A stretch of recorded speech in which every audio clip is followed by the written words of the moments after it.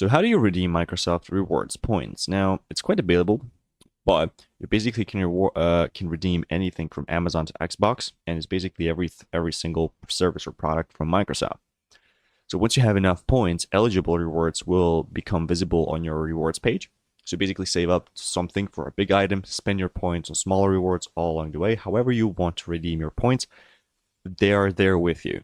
So whether you want this or that. Now, if you want to browse the offers, as you can see, if you open up this page, you can see what you can spend on where you can basically get these points on.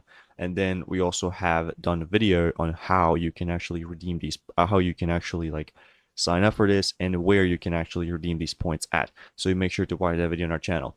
But here are offers which you can use to get the points. Basically, click here, redeem reward, and it will tell you what you need to do. You need to sign in to redeem it basically, and you need to do something about it. But these are just the offers which you need to complete. There's actually a lot more to come. So just make sure to follow this instruction, and if you want to earn points, you're good to go.